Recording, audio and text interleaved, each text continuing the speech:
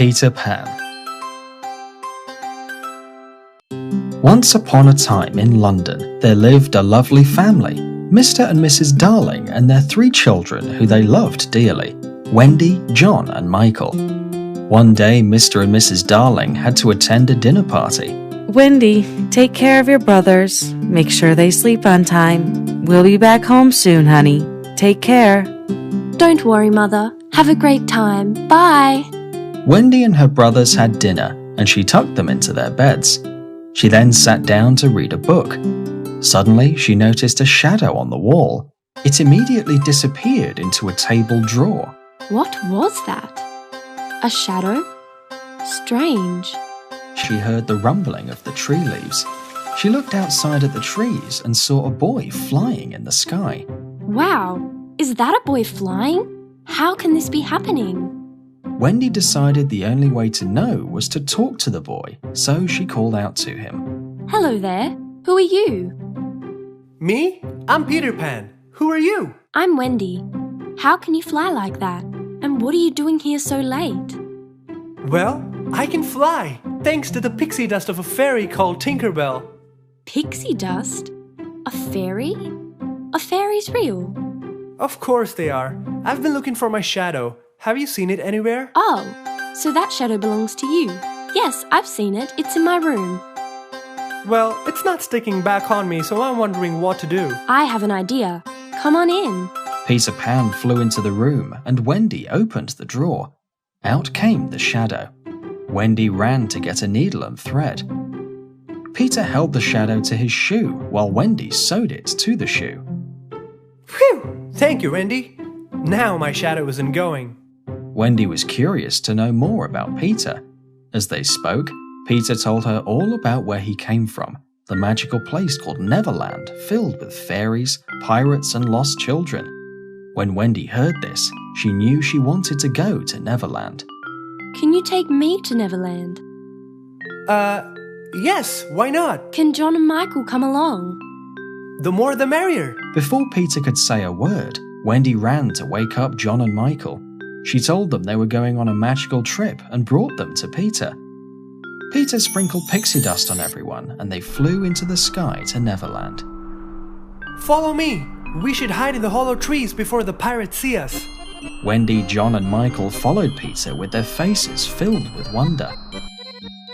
Time to meet the lost children of Neverland. Hello everyone, I'm Wendy and they're my brothers, John and Michael. Are you lost too? No, Peter brought us here. We live in London. Do you have parents? Yes, we do. They're out for dinner right now. The kids were so excited to see them that they all asked Wendy plenty of questions and she answered them all. Alright, that's enough. Time for dinner. And what's after dinner? Bedtime stories. They love my bedtime stories. I know a lot of them. Oh, that's nice. Everyone finished their dinner and it was time for the stories. All the kids tucked themselves in a cozy corner. Peter told them how he fought the pirates and saved the Indian princess Lily. Since then, the pirates saw him as an enemy and Indians became his friends. I swung my sword and pushed the captain into the sea. A crocodile then found him and bit his hand off. Now he has a hook instead of a hand. That's why he's called Captain Hook. That's right.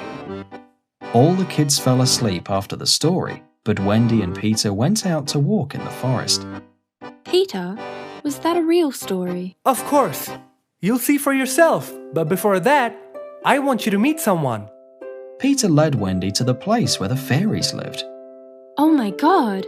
Peter, I feel like I'm in a fairy tale. Well, Wendy, this is Fairyland. And this here is Tinkerbell. Tinkerbell seemed angry with Wendy and refused to talk to her. So Peter threw some pixie dust and helped Wendy fly again so they could go to a rocky mountain. Peter! Shh, Wendy, not so loud. If Captain Hook hears us, we'll be dead. Why on earth would you bring me here? You asked me if the story was true. Now look. From a distance, Wendy looked at the captain and saw that he had one hand and the other arm had a hook. She now knew Peter's story was true. Let's go back before they know we're here. As the days went by, the kids became fond of Wendy. She cooked for them, taught them new games, and also told them bedtime stories that Peter Pan didn't know. Peter liked Wendy, but he was jealous that she was a better storyteller and was getting all the attention. I hate it when Wendy does this. I am the best storyteller ever in Neverland. This is my home and I am the one everyone must love, not her. Meanwhile, Captain Hook was waiting for an opportunity to take his revenge. One of his men heard Peter Pan talking about Wendy and told the captain about it. Ha ha ha. Very well then. Let's see who this Wendy is. Bring her to me. Wendy wondered why Peter was upset with her. She decided to talk to him about it. Peter, you seem sad. What's wrong? Do you miss your parents? Parents? I don't even know who they are, what they mean. Tinkerbell found me when I was lost in the sea. Oh, I'm sorry. I didn't know. Everything was fine until you came along. I was everyone's favorite, the best storyteller in Neverland. And now, they just want to hear Wendy stories. Wendy, Wendy, Wendy. Wendy was hurt by Peter's words. She burst into tears. I think it's time to say goodbye, Peter. I'll leave you and Neverland and never come back again. She ran into the forest where Captain Hook's men were waiting for her. They kidnapped her and took her to their captain. Hello, dear girl. Captain Hook? Oh, I see I'm popular.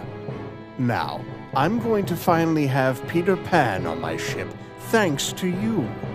He will come to save you. The kids in Neverland looked everywhere for Wendy, but they couldn't find her. They ran to Peter for help. I don't know where she is, and I don't care. Last I saw, she ran into the forest saying she's going away.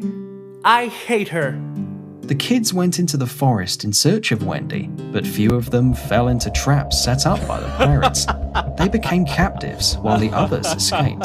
Peter, the pirates have captured John, Michael, Snow. We must go now.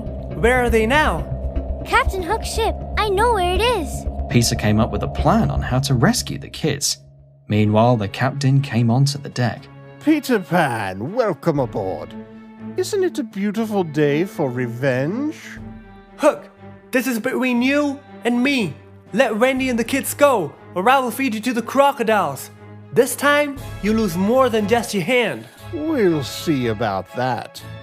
The pirates started to cheer for the fight. Tinkerbell knew this was the right moment.